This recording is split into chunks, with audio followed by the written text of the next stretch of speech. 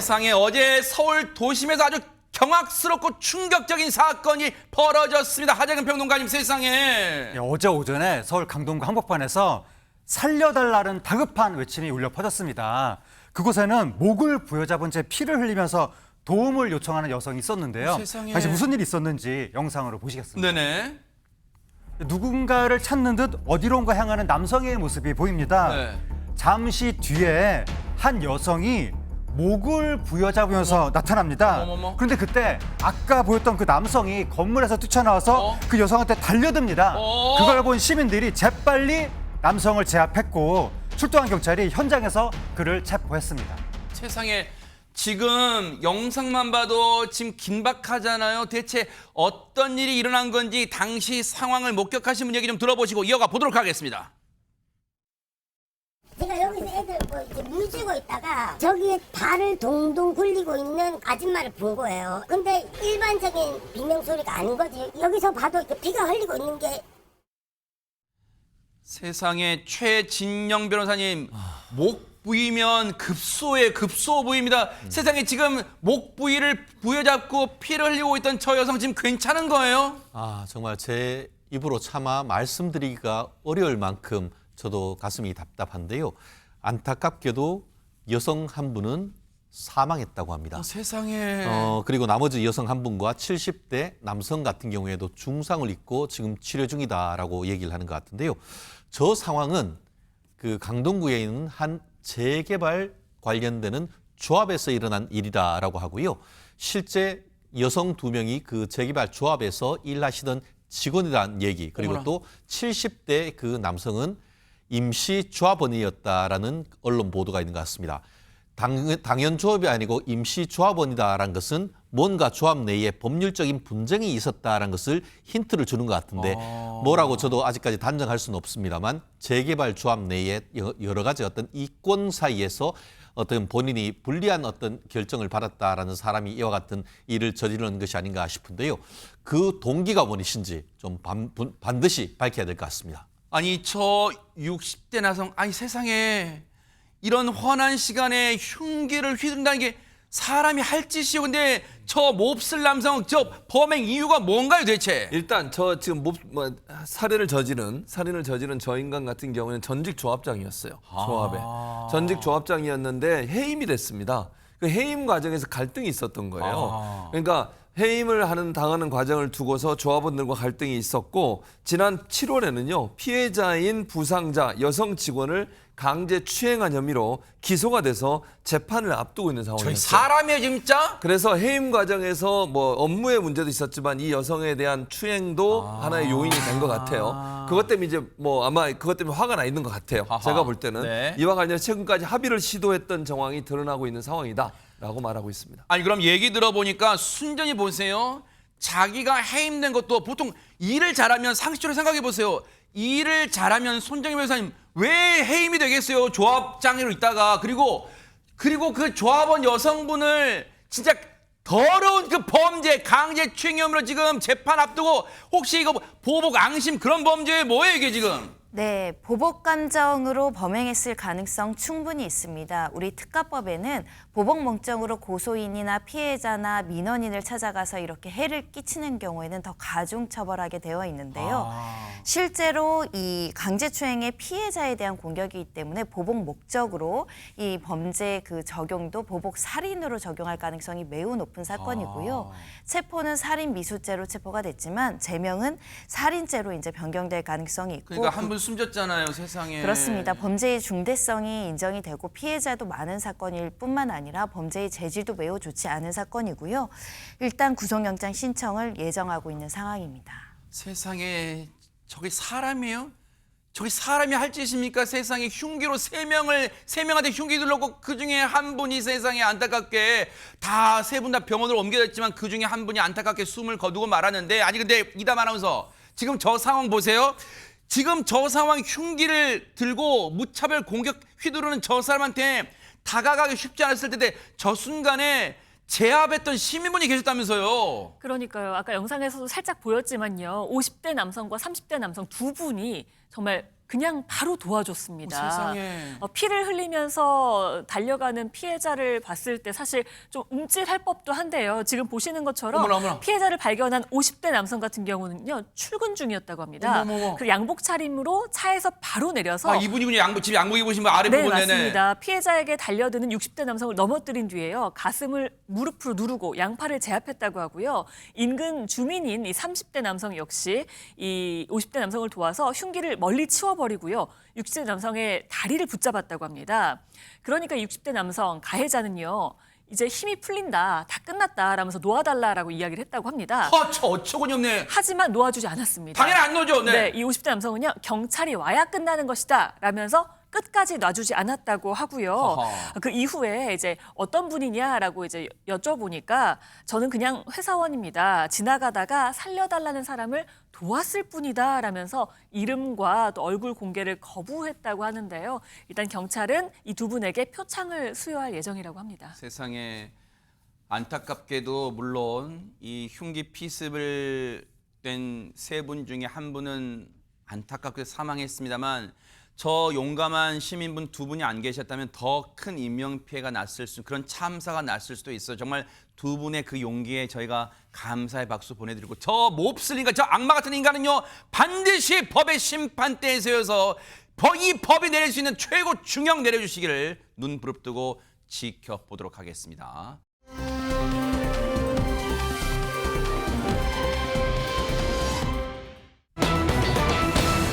자, 분위기 바꿔봅니다. 아이고 세상에, 대체 어떤 연예인 분위기길래 광고계 가요 러브콜 하는 것도 모자라서 아이고 복덩이 이럴까요 세상에. 하재근 평론가님. 예, 유명 스타한테 광고계 러브콜 몰리는 거는 뭐 일상사고 네. 별 화제가 될 일은 아닌데 이분들한테 광고계 러브콜이 갔다고 하니까 많은 분들이 막 놀라고 부러워한다고 합니다. 네? 왜냐하면 이분들이 태어난 지 아직 1년이 안 됐거든요. 어머나? 생후 몇 개월 정도 된 분들인데 그 첫 번째 주자가 누구냐면 네. 바로 배우 심영탁 씨와 일본인 아내 사야 씨의 생후 10개월 된 아들 하루군입니다. 어머나 세상에. 하루군이 일약 국내 유명 아기용품의 모델로 발탁됐다고 합니다. 진짜예요? 진짜 인형 같다 진짜. 아니 보세요. 근데 보세요. 하루군 우리가 뉴스파이터에서 소개해준 적이 있는데 하루군을 그때 우리가 하재근 평론가 하루군의 머리숱, 그 사자 머리 막 그런 것도 네. 우리가 막 신기해도 막 보여드렸잖아요. 그렇습니다. 네. 하루군의 머리숱이 굉장히 유명하고 화제가 됐는데 머리숱이 워낙에 엄청나서 심영탁 씨가 그 레오다, 애기 레오, 완전히. 머리 감겨줄 때 샴푸를 4번 짠다 이런 와. 말을 하기도 했었고 그리고 또 그 머리숱의 강도도 상당히 강해서 가라앉지 않고 이렇게 떠 있거든요 머리가. 그래서 심영탁 씨가 하루 머리는 언제까지 뜰까? 아내와 하루가 없다면 나는 외톨이. 앞으로 미래가 궁금해지는 하루가 이런 식으로 쓰기도 했었는데 네. 어쨌든 하루군이 엄청난 사랑을 지금 받고 있습니다. 야. 그러면서 네. 아버지인 심영탁 씨가 네. 지금 배우 활동 공백기거든요. 아하. 그 공백기에 하루군이 태어난 지 1년도 안 돼서 광고 모델로 발탁이 되면서 네. 효도를 톡톡히 하고 있습니다. 아니 근데 일단은 그 샴푸 머리 감기는데 4번 짱을 정도면 혹시 샴푸 광고 모델인가 막 궁금하실 것 같은데 손정희 변호사님 어쨌든 심영탁 씨와 아내분 입장에서는 그래서 아이고 내 새끼 복덩이네 태어나준 것만도 감사한데 돈 벌어오네 지금 그럴 거 아니에요. 그렇습니다. 돈 안 벌어도 복덩인데요. 이렇게 광고에 또 많은 사람들 사랑받으니까 너무 예쁠 수밖에 없는데요. 네. 근데 이번에는 딸입니다. 우리 딸 복덩이라는 네? 주인공이 있는데요. 거기도 광고 요정이라고 하는데요. 어머나. 동네방네 대놓고 이렇게 이야기하는 스타 부부가 있는데 네. 뭐 이미 한류 스타라고 해도 무방할 것 같습니다. 누군지 같이 영상으로 보겠습니다. 하하 네. 우리 공주님이 너무 예쁘네. 감사합니다. 그건 뭐예요? 열쇠고리예요. 그건 열쇠고리예요. 아우, 고맙습니다. 계산하신대요. 이분이 자기 수입이 있으신 분이라서. 눈뽕. 땡큐. 아리가또. 제이야, 오늘 고마워. 아빠 생일 너무 알찼어. 신났어! 나냐냐냐냐냐 나냐냐냐냐냐냐냐냐 축하합니다. 어머머머. 사랑하는 제이 아버지 나? 생일 축하합니다. 귀여워. 감독님 고마워요. 세상에 저게 뭐야? 같이 불어요, 같이 불어요. 저희 같이 불 아빠랑 생일 어. 축하해요. 고마워요, 여보. 참 행복한 보기만 해도 이제 저희가 입이 귀에 걸리는 행복한 가정 박송 시인의 가족을 봤는데 제이 양 정말 인형같이 예쁜데 근데 아까 이담 아나운서 그 일본 팬분들 막 둘러싸였을 때 제이 양을 가리키면서 이분이 계산하신대요. 이분이 진짜 자기 수입이 있거든요. 그 농담한 거죠? 그러니까요. 열쇠고리 딱 사고 싶다고 아빠한테 딱 건네주니까 이분이 수입이 있는 분이라 결제가 가능하다라고 얘기를 하잖아요. 농담이 아닙니다. 에? 진짜입니다. 정말 저 아기 너무너무 귀엽고 작은 아기인데요. 어머나. 광고주들이 아주 좋아하고 있고요. 뭐? 실제로 광고 천재가 아닌가라는 생각이 드는 게요. 생후 9개월쯤에 광고주 미팅을 했다고 합니다. 어허. 아마 최연소 광고주 미팅이 아닐까 싶은데 광고 모델로서 광고주를 만나서는 지금 광고하는 제품을 이렇게 손에 들고 있잖아요. 네. 들고 우와. 누가 시키지도 않았는데 우와 하면서 흔드는 고급 스킬을 보여주기도 했습니다. 와. 이번 추석 연휴에도 광고 촬영을 했다고 하고요. 진짜요? 네, 박송 씨 아는 김다혜 씨의 SNS에 따르면 그렇게 네. 얘기를 하고요.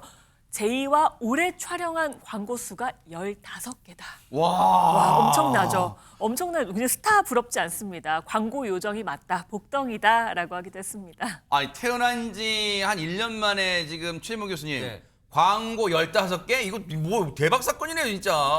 저는 한 번도 못 찍었는데 이제 들어올 거예요, 네. 기대해 보도록 하겠습니다. 들어올 어쨌든 겁니다. 대단합니다. 네네네. 근데 뿐만 아니에요. 광고뿐만 아니라 이 제이 양이 태어나고 나서 박수용 씨 부부가 운영하는 유튜브 채널이 있습니다. 그 유튜브 채널이요 네. 승승장구하고 있다고 해요. 오. 그리고 박수홍 씨는 최근 광고 계약서들이 많이 쏟아지고 있다면서 너스레를 떨고 자랑을 했는데 네. 열심히 벌고 자랑도 했지만 선한 영향력을 끼치고 있어서 더 감동을 주기도 합니다. 그래요? 뭔데요? 왜냐하면 네. 수입이 있잖아요. 박수홍 씨가 몇 달 전에 지난해 모인 수익금, 유튜브 수익금 전액에서 개인 명의로 3천만 원을 기부를 했고요. 또 가족 명의, 아내와 딸과 함께하는 가족 명의로 300만 원을 기부했는데 어디에 기부했냐면 네. 이대 서울 아가병동에 기부를 아이고, 했고요. 세상에. 이 후원금은 난임 부부들 치료에 기부해서 쓰여질 것으로 알려지고 있습니다. 세상에 정말로 선한 영향력을 진짜 우리 이런 선한 영향력 이 선한 바이러스는 늘 퍼져도 되는 좋은 거잖아요. 우리 사회에 정말로 열심히 일한 만큼 또 우리 사회에 따뜻함을 주셔서 너무너무 감사드리고 앞으로 제이 양이 나오는 광고 또 놓치지 않고 또 보도록 하겠습니다. 너무너무 귀여웠습니다.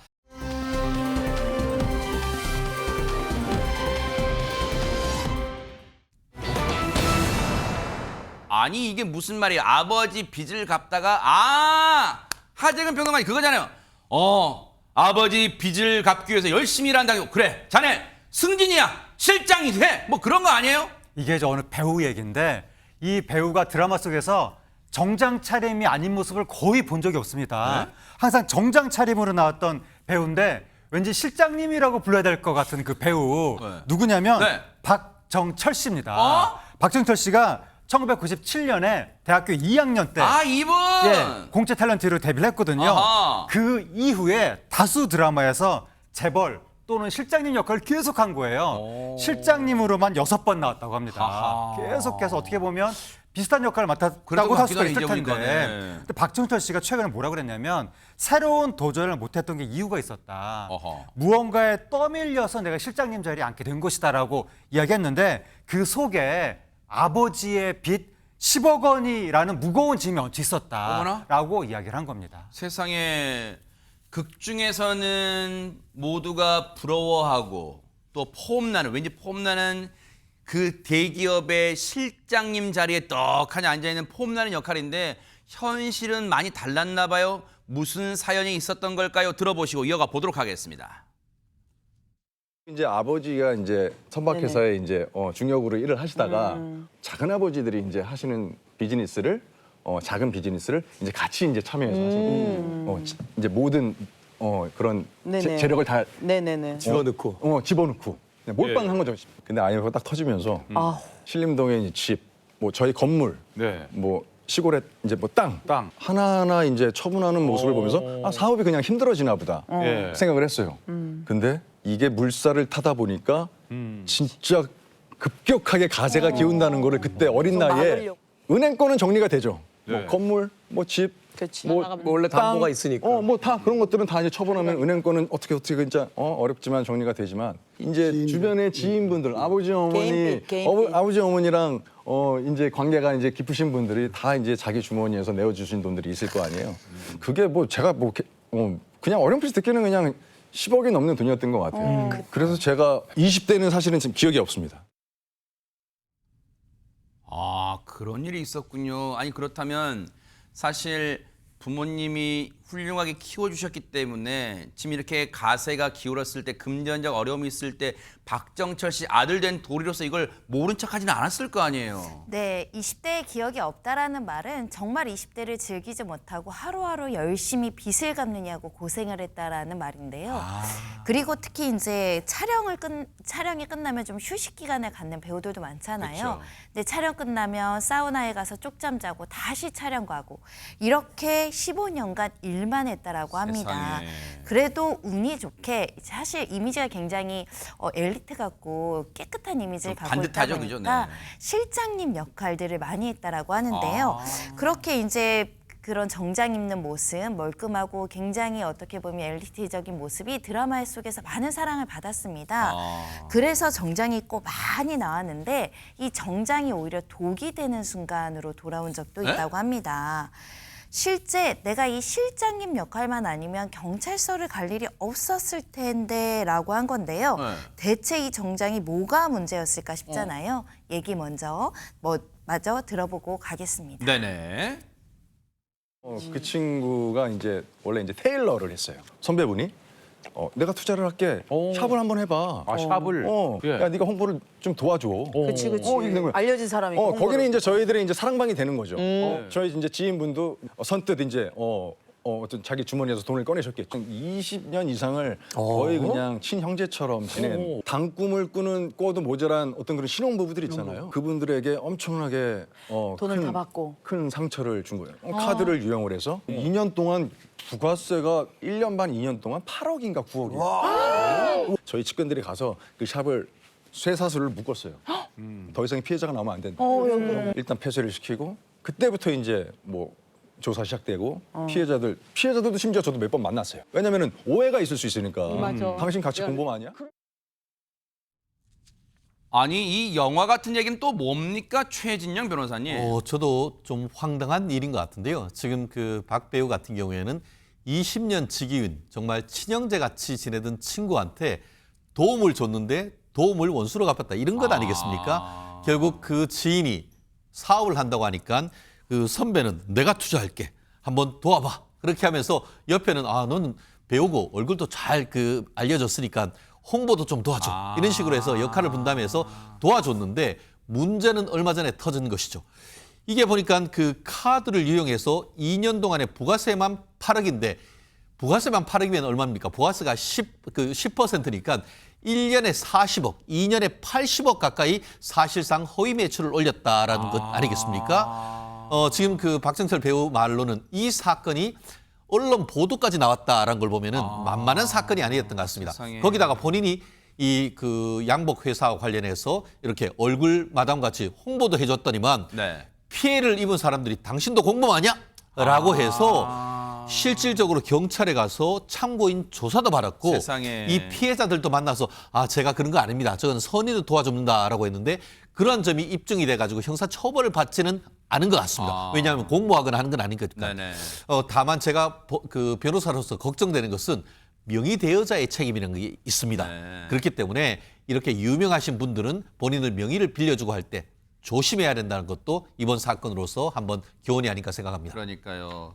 그동안 여러 배역에서 실장님으로 통했던 박정철 씨, 이제는 실장님, 그 무거웠던 실장님은 직함은 다 내려놓고 인생에서 글쎄요, 가장 낮은 단계에서 일을 하더라도 뭔가 재미나는 일, 그런 역할을 또 찾아보시면 어떨까? 배우 극 중에서라도요. 그런 배역으로 제2의 날개를 또 펴보시길 뉴스파이터가 진심으로 응원해 보도록 하겠습니다.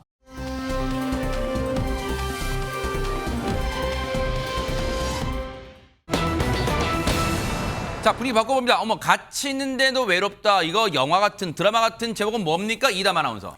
이 결혼 2년 차인 어느 아내의 고민 사연입니다. 네. 같이 있는데도 외롭다. 뭔가 보고 있어도 보고 싶다 이런 느낌이 아니라요. 함께 하고 있는데도 뭔가 모르게 외로움이 사무친다는 거예요. 어허. 왜 그런가 싶으시죠? 네네. 일단 이 아내가 이 남편과 연애 시절에 어땠는지부터 설명을 좀 해드릴게요. 네. 어떤 아유, 점에 다정해 반했을까? 보이네요. 네. 자, 아내분께서 결혼을 결심하게 된 결정적인 이유는 남편의 자립심 때문이었다고 합니다. 예를 들면요, 아내분께서 뭐 친구 모임에 가서 늦게까지 놀아도 남편이 막 전화해서 어디야, 남자친구가 전화해서 어디야, 뭐 언제 와 이러는 게 아니라 혼자 책을 보고 운동하고. 뭐 또 여행도 또 혼자 잘 결혼 쉽지 떠나는 않은데. 네, 남자친구였다고 막 해요. 5분마다 전화하는 사람도 있잖아요. 어디야? 안 들어가? 그러니까. 아직도 안 들어가냐? 막 그런 사람인데. 아직도 놀고 있어? 네. 어디야? 뭐 먹어? 뭐 계속 물어보는 그쵸, 사람 그쵸, 있잖아요. 네네. 그렇지 않았다는 거죠. 아하. 그래서 이 사람의 자립심이 참 좋다라면서 참 멋지고 또 이걸 또 배우고 싶다라고 생각을 했다고 해요. 특히나 보통 이제 연애를 시작하면 이전 연애랑 약간 비교될 수가 있잖아요. 네. 이전에 이 여성분이 연애를 했던 분은 의존적이고 아까 그 전화 계속하는 그런 매달리는 그런 언제 성격이었다고 와? 합니다. 나 외로워? 빨리 들어와. 막 그런 사람이었나 봐요. 약간 네. 그렇게 하시나 봐요. 약간 잘 어울리시는 것 아, 중에. 네, 생활인가 봐요. 네. 네. 하지만 이 남자친구는 그렇지 않았던 거죠. 아하. 자립심이 강한 모습에 반해서 결혼을 결심했다고 합니다. 아니 근데 뭐 이런 거를 자립심이라고 표현하는지는 모르겠지만 어쨌든 그냥 혼자 있는 것도 혼자 있어도 별 개의치 않고 잘 보낸다. 혼자만의 시간을 잘 보낸다. 그런 표현을 아마 이제 이 사연을 보내신 분은 남편이 자립심이 강하다 그렇게 표현한 것 같은데 그러면 손정혜 변호사님 아내 입장에서는 귀찮게 안 하고 하니까 뭐 좋은 거 아니에요? 남편의 저런 마음이? 네, 연애 때는 그 점이 참 좋았고 장점이라고 생각했는데 결혼하고 나서니 보니까 그것이 오히려 단점으로 다가왔다는 겁니다. 네? 왜냐하면 결혼을 했고 2년 차면 신혼이잖아요. 네. 그럼 같이 부부끼리 시간을 같이 공유하는 일상을 소소하게 느끼고 싶었는데 그렇죠. 예를 들면 큰 건 아니더라도 같이 밥을 먹고 수다도 떨고 맞아요. 산책도 같이 가고 네. 이런 일상을 꿈꿨는데 남편분은 조금 달랐습니다. 네? 왜냐하면 각자 평일에 바쁘니까 이제 주말이라도 같이 있어야 되잖아요. 그런데 남편은 주말 오전에는 개인 시간을 보내고 싶다라고 해서 같이 아침 식사를 하지 않고요. 뭐예요? 따로 합니다. 그리고 오후에 일정이 있으면 나 요번에 뭐 오후에 어떻게 가? 너는 뭐해? 뭐 이렇게 서로 조율을 하면서 상의를 할 수 있는데 그냥 갑자기 나 어디 좀 갔다 올게. 뭐예요? 당신도 당신 시간 보내. 라며 개인 활동을 하고 온다는 거예요. 아니 듣고 보니까 갑자기 황당해지잖아요. 아까 연애 때는 알콩달콩 막 그런 느낌이었는데 지금 보세요. 하재근 평론가님. 평일 오전은 각자 뭐 직장도 다니고 생활 바쁘니까 그런다 치는데 주말에는 우리 너무 그동안 바빠서 얼굴 볼 시간도 없어서 우리 오늘은 영화 볼까? 같이 점심 먹을까? 막 알콩달콩해도 모자랄 판에 나 갔다 올게. 나 오후에 일정이 있어. 이게 뭐해? 이거 지금 뭐 하자는 거예요 지금? 진짜 주말만이라도 평일은 어려우니까 주말만이라도 함께 시간을 보내야 될 것 같은데 네. 계속 주말도 떨어져 있는 생활이 반복되다 뭐야, 보니까 이게? 아내 입장에서는 서운함과 섭섭함이 쌓여갈 수밖에 없었을 것 왜 안 같습니다. 그러겠어요? 그러다가 네. 아내의 서운함이 터져버리는 날이 다가옵니다. 어머나. 바로 그때 언제냐면 아내의 생일날이었습니다. 허허. 아내가 다른 날은 뭐 그렇다 쳐도 생일날인데 네. 생일날만은 뭐 이벤트는 바라지 않더라도 네. 최소한 저녁 정도는 우리 부부가 오선도선 먹으면서 시간을 보내겠지라고 아하. 기대하고 있었는데 네. 생일날 남편이 이렇게 말을 했다는 겁니다. 뭐라고요? 저녁에 친구랑 약속이 있어서 갔다 올게 하고 나갔다고 합니다. 아니 웬만하면 사연자 분의 뭐 배우자나 가족한테는 그동안 이런 표현 안 해왔는데 이담 아나운서 지금 남편의 행동 이게 지금 사람입니까? 사람이에요 이거 진짜? 그러니까 말이에요. 이게 자립심입니까? 이거 자립심, 뭐 이게 자립심 이게? 아니죠. 이거는 뭐 자기중심적으로 판단하는 그냥 그러니까요. 이기심이잖아요. 맞아요.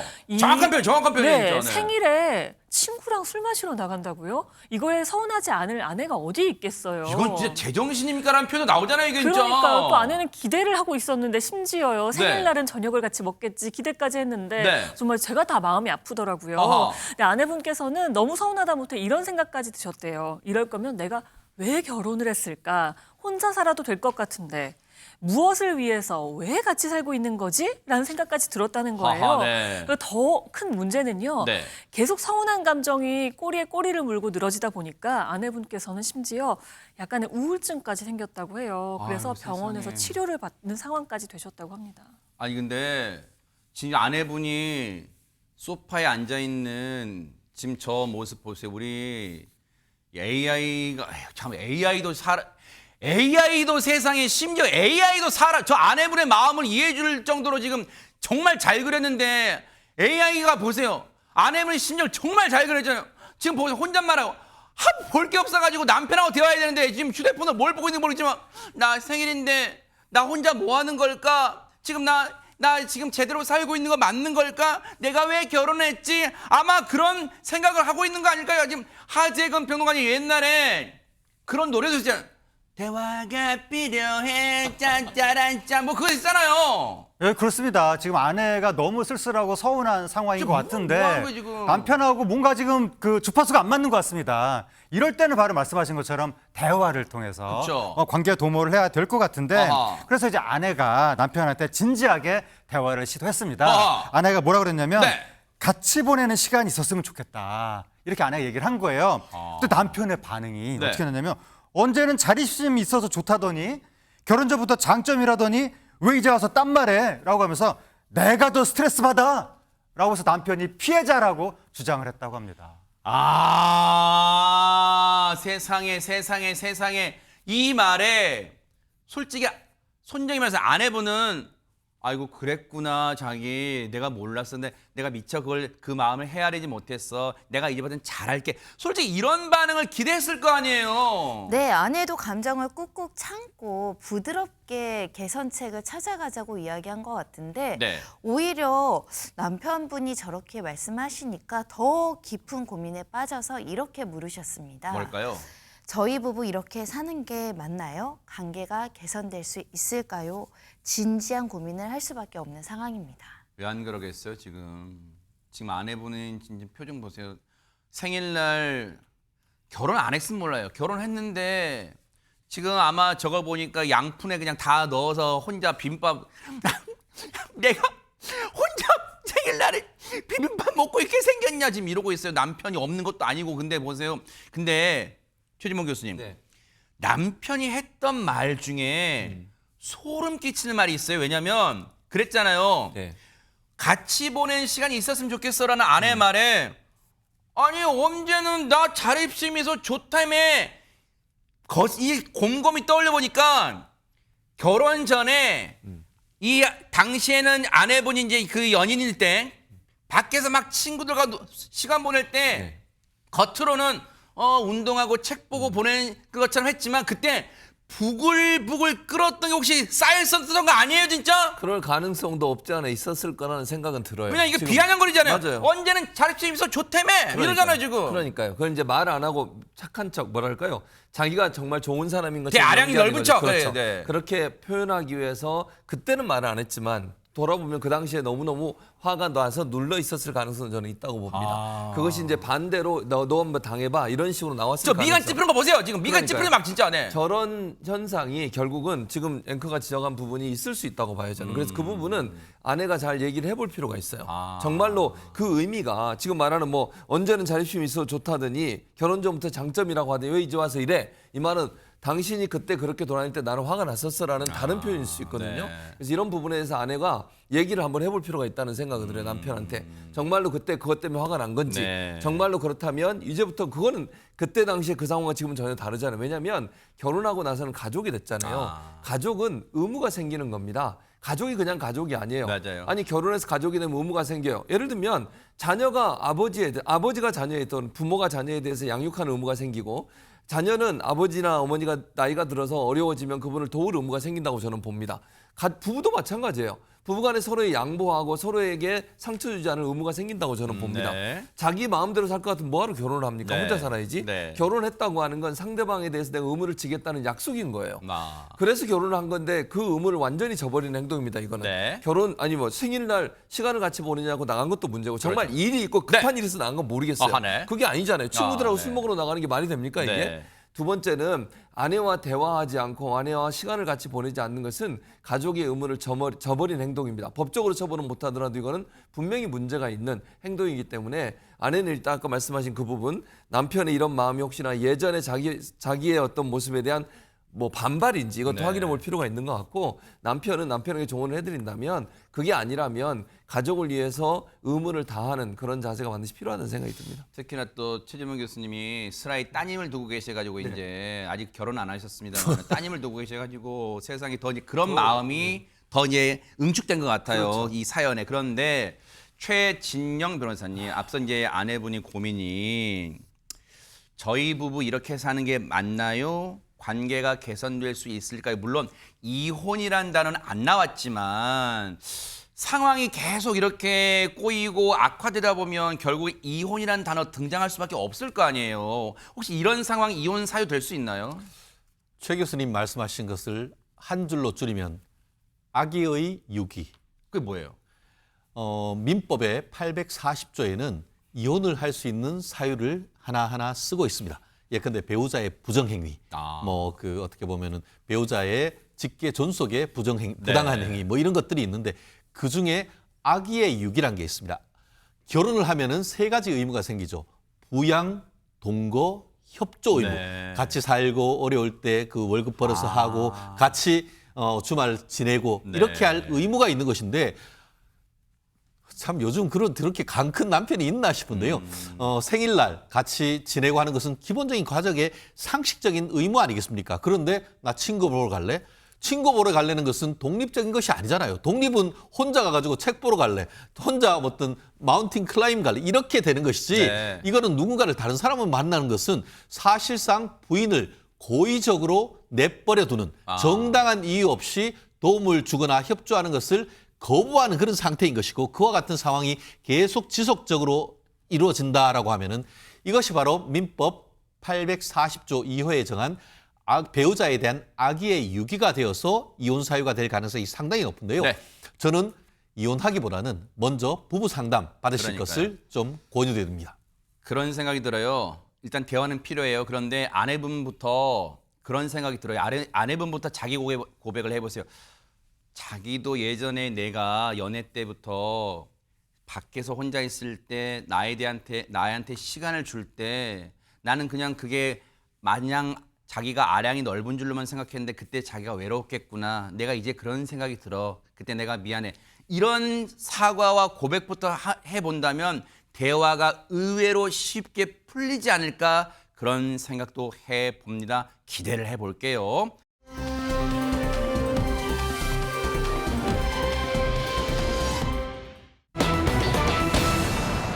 에? 오지 않는다? 가전제품이다? 아니 이담 아나운서 가전제품이 오다가 나 저기 마음에 안 들어 뭐 발 달린 것도 아닐 거 아니에요. 그러니까 저게 무슨 얘기인지요. 제가 차근차근 설명을 좀 해드리겠습니다. 일단 이 다음 주에 결혼식을 앞둔 예비 신혼 부부의 이야기입니다. 신혼집 입주를 앞두고요. 가전제품을 사기 위해서 LG전자 대리점을 찾았대요. 그래서 여기에서 냉장고, 김치냉장고, 오븐, 뭐 스타일러까지 다 한꺼번에 샀다고 해요. 그러니까 보통 이제 한 곳에서 쫙 사야지 할인율도 높고요. 그렇죠. 또 관리하기도 편하니까. 네. 근데 그 가전제품을 그렇게 구매한 게 거의 4천만 원어치였다고 합니다. 그런데 신혼 입주 날은 다가오는데 구매한 가전제품들이 그 어느 것도 보름이 다 되도록 오지를 않고 있다고 합니다. 근데 이제 아까 품목 보세요. 막 최진범 교수님 이것저것 그러니까 하나 정도만 샀으면 금방 올 수도 있는데 이것저것 보세요. 냉장고, 김치냉장고, 오븐, 스타일러 등등등 드리등등. 이게 배송이 다 밀려서 그런 거 아니에요? 근데 이게 이 가족만, 이 신혼부부만 그런 일을 겪었으면 그렇게 생각할 수 있을 거예요. 네. 그런데 이런 일이 또 있었습니다. 어머나? 다른 사람도 비슷한 일을 겪었는데요. 네. 이번 주에 신혼집에 입주하는 예비 신부도 앞서 말씀드린 이 가게, 그러니까 이게 대형 메이커 있는 가게거든요. 그 아마 대리점에서. 시청자분들 한두 번 보셨을 거예요. 네, 길 가다가. 맞습니다. 예. 그 예비 신부와 같은 곳에서 냉장고, 청소기 등을 구매해서 1,200만 원을 썼는데요. 네. 아직 그 어떤 것도 구경조차 못했다고 합니다. 아니 입주 날은 다가오는데 지금 가전제품 도착 안 해요. 얼마나 불안할까요? 얘기 들어보시고 이어가 보도록 하겠습니다.